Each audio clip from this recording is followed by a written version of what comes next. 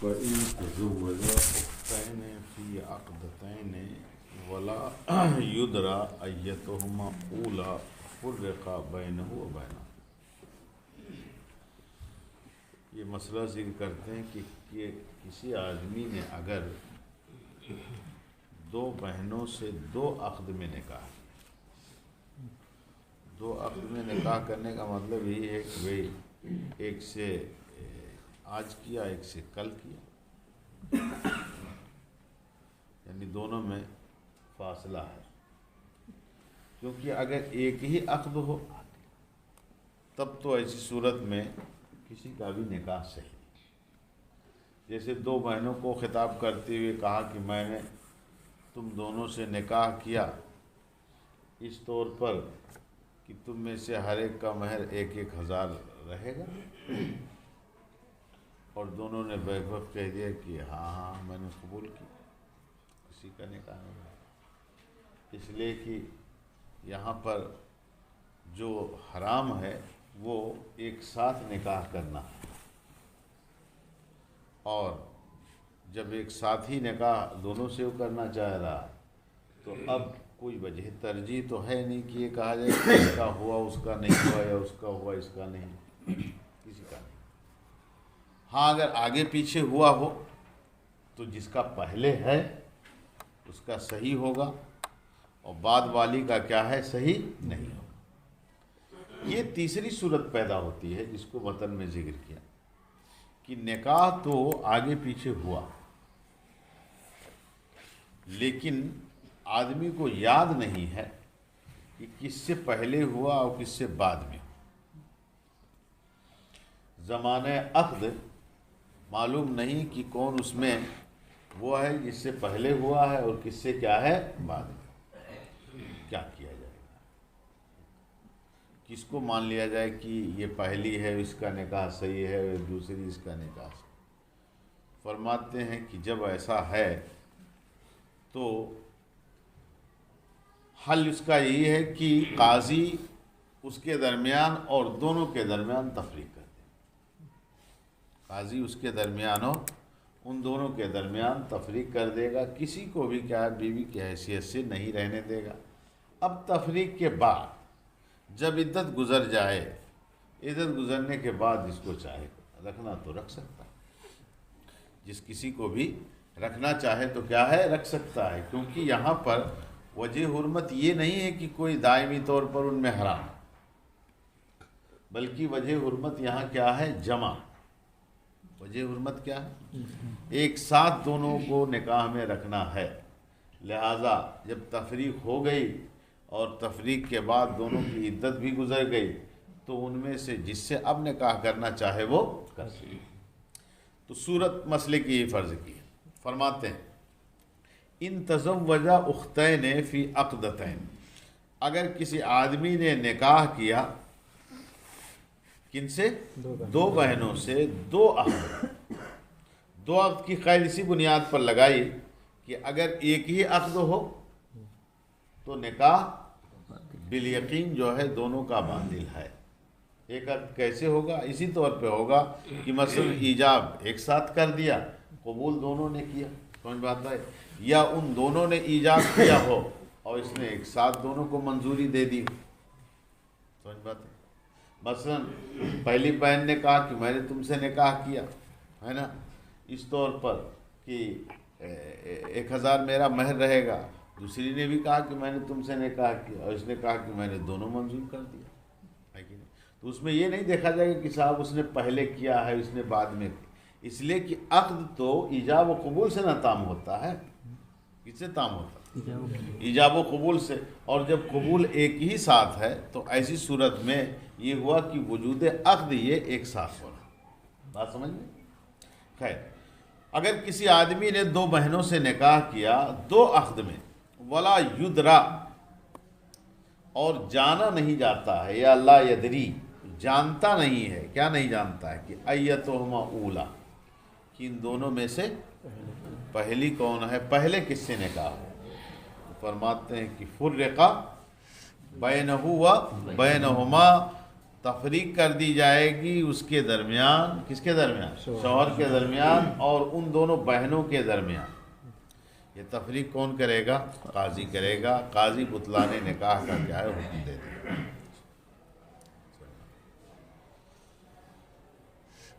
دلیل یہ دیتے ہیں کہ لِأَنَّ نکاح احداہما باطل بیقین، کیونکہ یہ بات تو یقینی ہے کہ ان میں سے ایک کا نکاح تو باطل ہے، کیونکہ قرآن فرماتا ہے وان تجمعوا بین الاختین، تمہارے اوپر یہ بھی حرام کیا گیا کہ تم ایک ساتھ دو بہنوں کو نکاح کرو، تو ایک کا نکاح تو باطل ہے۔ اب کون ہے؟ تو کہتے ہیں لا وجہ الی التعین، تعین کی طرف کوئی راہ نہیں ہے یا تعین کی کوئی وجہ نہیں ہے، لعدم الاولویت، کیونکہ اولویت یہاں پر مفقود ہے اور کسی کو بھی اولا نہیں قرار دیا جا سکتا، اور بغیر کسی مرجح کے ترجیح کسی کو اگر دی جائے تو خرابی لازم آئے گی۔ ترجیح بلا مرجح جو عقلاً بھی غیر مسلم ہے اور شرعاً بھی غیر مسلم۔ تو کہتے ہیں یہاں پر تعین کی کوئی وجہ نہیں ہے، یعنی یہ متعین کر دیا جائے کہ اسی کا نکاح باطل ہے اور اس کا نکاح صحیح ہے، تعین کی جو ہے کوئی وجہ نہیں، کیونکہ اولویت کسی کو حاصل نہیں۔ ولا تنفیذ مع التجہیل لعدم الفائدہ او للضرر فتعین التفریق۔ کہتے ہیں ایک صورت یہ ہو سکتی ہے کہ بھائی چلو کہہ دیا جائے کہ دونوں میں سے کسی کا نکاح تو صحیح ہے نا، ہے کہ نہیں؟ اب جس کا صحیح ہے صحیح ہے، جس کا نہیں صحیح ہے نہیں صحیح ہے کہ نہیں؟ لیکن ان دونوں میں سے کوئی ایک اس کی بیوی ہے، تو کہتے ہیں کہ اگر ایسا فیصلہ کیا جائے کہ تم دونوں میں سے کوئی اس کی بیوی ہے، کہتے ہیں اس سے فائدہ کیا ہو؟ اس لیے کہ نکاح اس لیے نہ ہوتا ہے کہ تاکہ ایک دوسرے کے حقوق جو ہے وہ دوسرے سے حاصل ہوں، تو اب لہذا ظاہر ہے کہ بھئی وہ مطالبہ کر نہیں سکتی ہے نفقے کا، اس لیے نہیں مطالبہ کر سکتی ہے، اس لیے کہ یہ کہے گا کہ بھئی کوئی متعین تو ہے نہیں کہ تمہارا ہی نکاح جو ہے صحیح ہے، بات سمجھ؟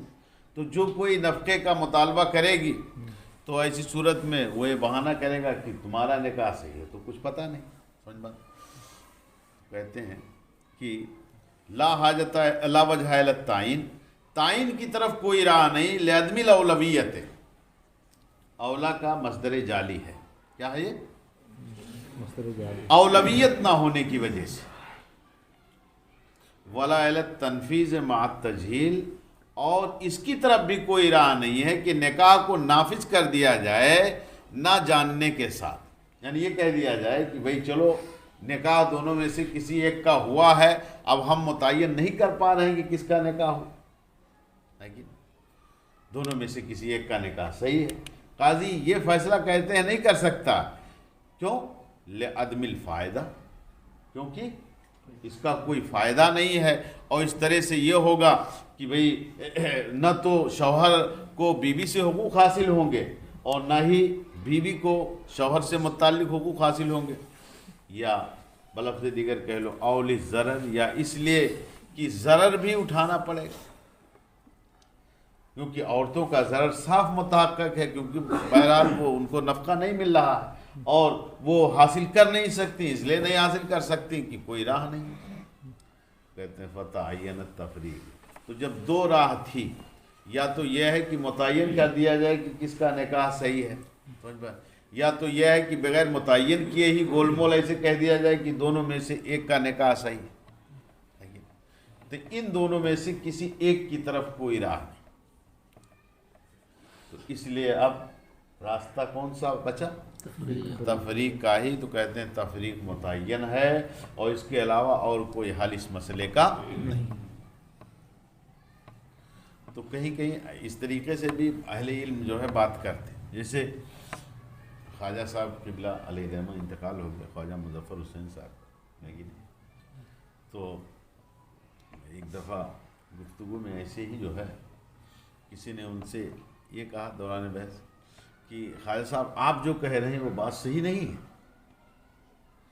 آپ کی بات جو ہے کیا ہے صحیح نہیں ہے، تو بہت خوبصورت جواب انہوں نے دیا اور یہ کہا کہ یہ مت کہیے کہ آپ کی بات صحیح نہیں ہے اور میری بات صحیح، یہ کہیے کہ ہم دونوں میں سے کسی ایک کی بات صحیح نہیں، ہم دونوں میں سے کوئی ایک ایسا ہے جس کی بات صحیح نہیں ہے، لیکن متعین نہ کیجیے کہ کس کی بات صحیح نہیں وہ تو ہے نا کہ بھائی ایک کہہ رہا ہے کہ ایسا ہے، دوسرا کہہ رہا ہے کہ ایسا نہیں ہے، تو دونوں میں سے کسی ایک کی بات ہی نہ صحیح ہوگی۔ کہہ رہے ہیں یہ کہیے کہ ہم دونوں میں سے کسی ایک کی بات صحیح نہیں، لیکن یہ متعین نہ کیجیے کہ کیا ہے ہماری ہی بات صحیح نہیں۔ وَلَهُمَا نِصْفُ الْمَهْرِ، اور دونوں کو ملے گا کیا؟ نصف مہر، دونوں کو کیا ملے گا؟ نصف مہر۔ یہ نصف مہر والی جو شکل ہے یہ کچھ شرطوں کے ساتھ مشروط ہے، جن شرطوں کا مصنف علیہ الرحمہ نے لحاظ رکھا ہے اور ان کے ذہن میں وہ شرطیں ملحوظ ہیں، وہ شرطیں مرئی و کیا نام ہے ملاحظ ہیں، اس بنیاد پر یہ حکم لگا ہے۔ ان شرطوں میں سے ایک شرط یہ ہے کہ یہ تفریق قاضی کی طرف سے قبل وطی، کب ہے؟ قبل وطی، تبھی نہ نصف مہر کا مسئلہ اٹھتا ہے، ورنہ اگر بعد وطی ہو تب تو ایسی صورت میں کیا ہے پورا کا پورا مہر دینا پڑتا۔ تو نصف مہر، نصف مہر پہلی شرط تو یہ ہے کہ جس نے نکاح کیا تھا دو بہنوں سے دو عقد میں، اور یہ معلوم نہیں کہ پہلے کس سے ہے بعد میں کس سے ہے، اور قاضی نے کیا نام ہے تفریق کر دی، اور یہ تفریق کب ہوئی؟ دونوں میں سے کسی سے بھی کیا ہے وطی سے پہلے، تو نصف مہر دونوں میں آدھا آدھا بانٹ دیا جائے۔ کیا کیا جائے گا؟ اور دوسری شرط یہ ہے کہ دونوں کا جو مہر تھا وہ ایک ہی تھا، دونوں کا مہر کیا تھا؟ ایک، ورنہ اگر مہر دونوں کا الگ الگ ہو تو ایسی صورت میں حکم بدلے گا، حکم کیا ہے بدلے گا، اور جو ہے پھر نصف مہر دونوں میں کیا ہے تقسیم نہ ہو کر کے پھر یہ دیکھا جائے گا کہ چوتھائی چوتھائی مہر اس کا دیا جائے۔ مثلا ایک کا مہر 500 تھا، ایک کا مہر کیا نام 600 تھا، کتنا تھا؟ 600۔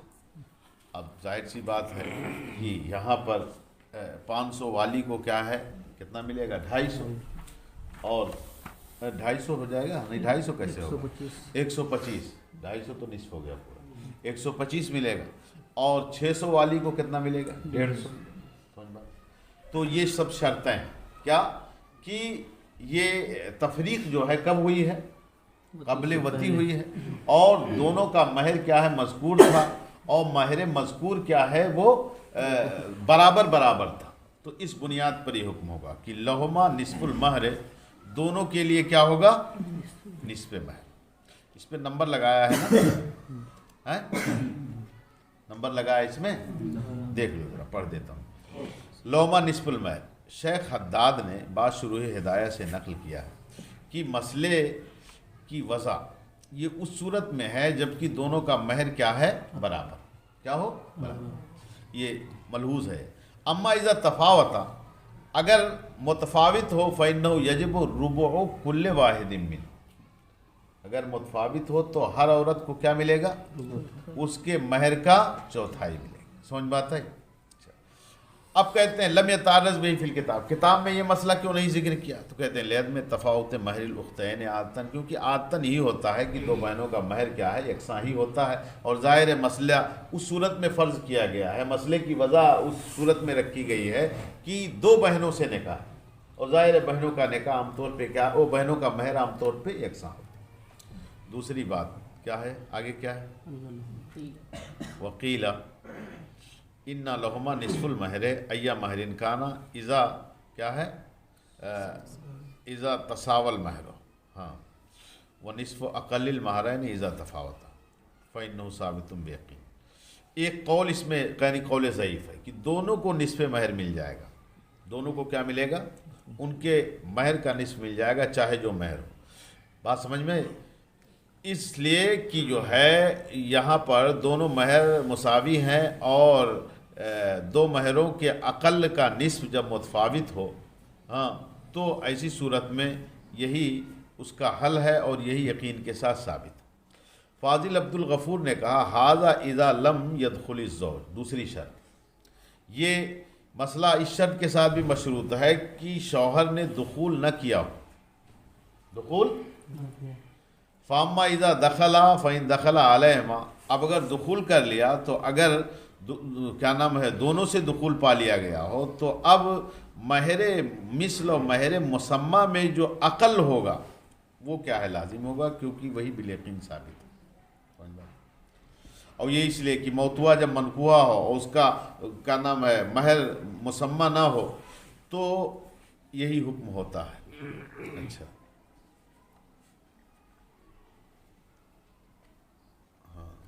آخری صورت یہ ہے کہ اگر ایک سے دخول ہو گیا ہو اور دوسری سے دخول نہ ہوا ہو تو موتوا کو کیا ملے گا؟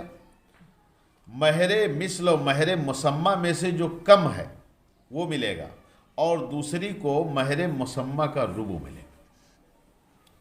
تو یہ کل کئی مسئلے ہو گئے، لیکن مسئلہ جو صاحب کتاب رحمۃ اللہ تعالی نے بیان کیا وہ ان دو ملحوظ شرطوں کے ساتھ کہ نکاح جو ہوا تو دونوں کا مہر کیا ہے؟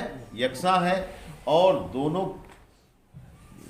کے درمیان تفریق کب کر دی قاضی نے، حاکم نے؟ قبل وطی، کہتے ہیں لہما نصف المہر ہے، دونوں کے لیے نصف مہر ہے، وہ نصف مہر آدھا آدھا وہ بانٹ لیں گے۔ لأنہ وجب للأولی منہما، کہتے ہیں دونوں کو کیوں ملے گا؟ کہتے ہیں اس لیے کہ بھائی مہر تو دونوں میں سے جو پہلی ہے اس کے لیے واجب ہوا، مہر واجب ہے کس کے لیے؟ ان دونوں میں جو پہلی ہے۔ اول عدمت الاولیت، کیا ہے؟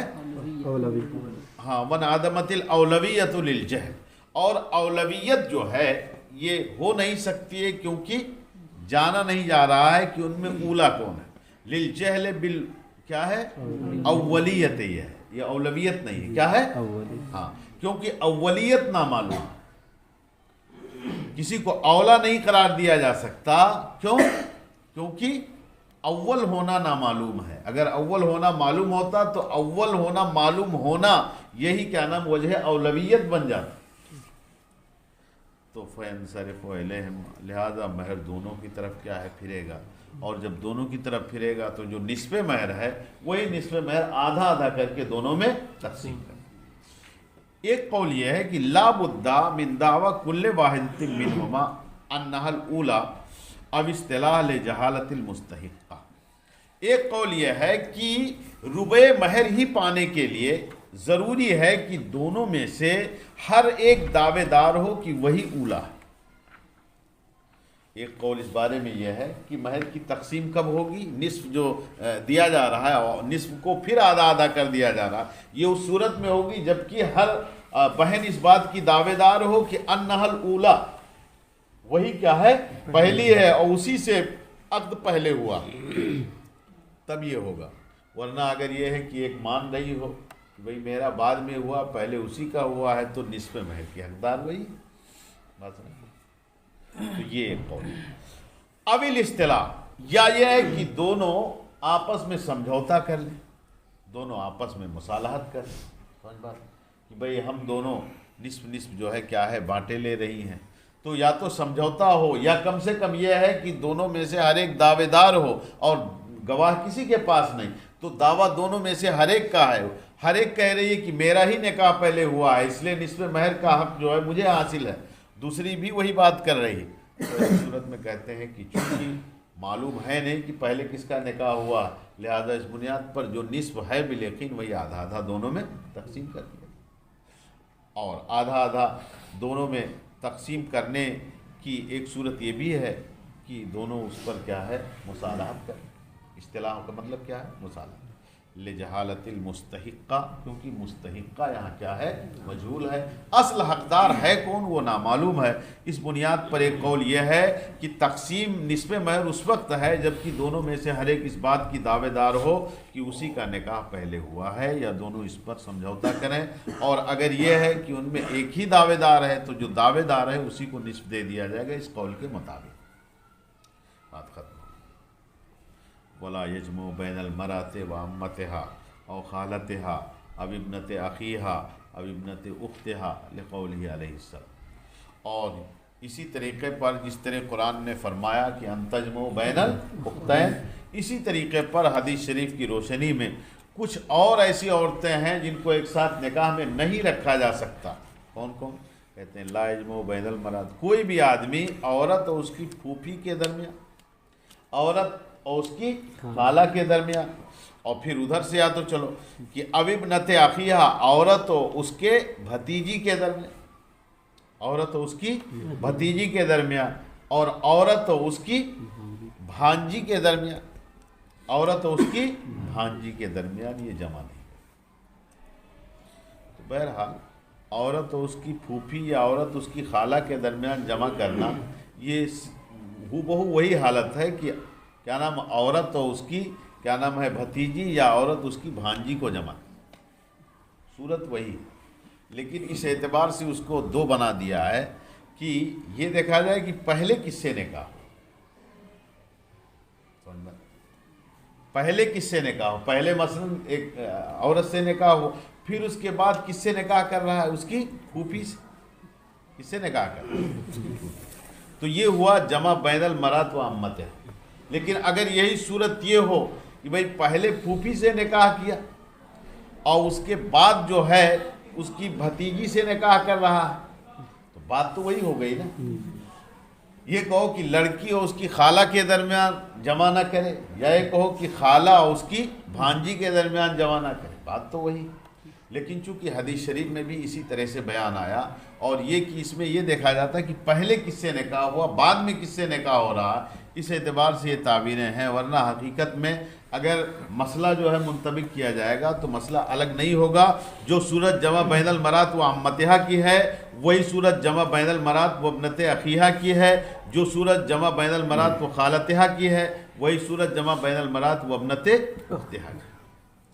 حدیث کہتے ہیں اس لیے کہ نبی اکرم صلی اللہ علیہ وسلم ارشاد فرماتے ہیں کہ لا تنکح المرأۃ علی عمتہا، کسی عورت سے اس کی پھوپھی کے ہوتے ہوئے، علی بمعنی ماں، عورت سے اس کی پھوپھی کے ہوتے ہوئے نکاح نہیں کیا جائے گا، اور کسی عورت سے اس کی خالہ کے ہوتے ہوئے نکاح نہیں کیا جائے گا، اور یوں ہی کسی عورت کے کیا نام ہے بھتیجی سے نکاح نہیں کیا جائے گا ہوتے ہوئے، اور یوں ہی عورت کے ہوتے ہوئے عورت کی بھانجی سے نکاح.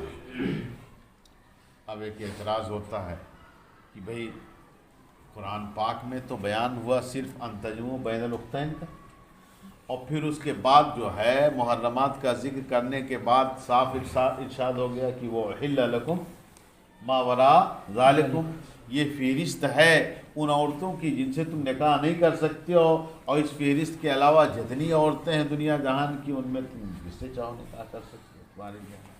تو اس میں کہیں یہ ذکر تو نہیں آیا کہ کیا نام ہے آدمی نکاح نہیں کر سکتا عورت اس کی پھوپھی سے، عورت اس کی خالہ سے ایک ساتھ. فرماتے ہیں کہ یہ کیا ہے؟ حدیث مشہور. یہ کیا ہے؟ ہاں، جس سے کتاب اللہ پر زیادتی جائز ہوتی ہے، اور جس کی بنیاد پر کتاب اللہ کا حکم جو ہے مخصوص کیا جا سکتا ہے. بات سمجھ؟ لہذا جب یہ حدیث مشہور ہے اور اس کے مثل سے کتاب اللہ پر زیادت جائز ہے، تو جیسے جمع بین الاختین حرام ہے ایسے جمع بین المرأۃ و عمتہا حرام ہے، جمع بین المرأۃ و. اچھا، اس کی وجہ کیا ہے کہ کیوں یہ شریعت نے حرام کیا؟ تو اس کی وجہ جو ہے صاحب ہدایہ رحمۃ اللہ تعالی علیہ نے بھی آگے کہیں ذکر کیا ہے، اور دوسرے فقہاء کرام نے بھی ذکر کیا. وجہ یہ ہے کہ کسی نے جب دو بہنوں سے نکاح کر لیا، یا کسی عورت اور اس کی پھوپھی سے نکاح کر لیا، تو شرع ہمیں یہ حکم دیتی ہے کہ بہنوں میں آپس میں کیا ہے رشتہ بہتر ہونا چاہیے، اور ان کو صلہ رحمی کا کیا ہے حکم دیا جاتا ہے کہ ایک دوسرے سے ایسا سلوک برتاؤ ہو کہ تعلقات بہتر ہوں، تعلقات مضبوط ہوں. صلہ رحمی کا حکم دیا گیا ہے بہنوں کو آپس. لیکن جب کسی ایک آدمی سے عقد میں آ جائے دو بہن، تو اب سوتروں کے درمیان تباغض تحاسد ہوتا ہے کہ نہیں ہوتا؟ کتنا ہی مضبوط مستحکم رشتہ پہلے کیوں نہ ہو، ہے کہ نہیں؟ لیکن ایک مرد کی تحویل میں اگر آ گئیں تو اب دونوں میں وہ رسہ کشی، دونوں میں مقابلہ آ رہا ہی نہیں، اور زبردست دونوں میں کیا ہے یہ ہوگا ایک دوسرے کے تعلق سے حسد جلن. تو شریعت کا جو اصل مقصود ہے کہ صلہ رحمی ان کے درمیان، وہ صلہ رحمی قائم نہیں رہ جائے گی. لہٰذا اس بنیاد پر یہ حکم دیا گیا کہ یہ جائز نہیں ہے کہ دو بہنیں جن میں باہمی صلہ رحمی کا حکم ہے ان کو ایک ساتھ نکاح میں جمع کر کے ان کے صلہ رحمی کو تم کسی طریقے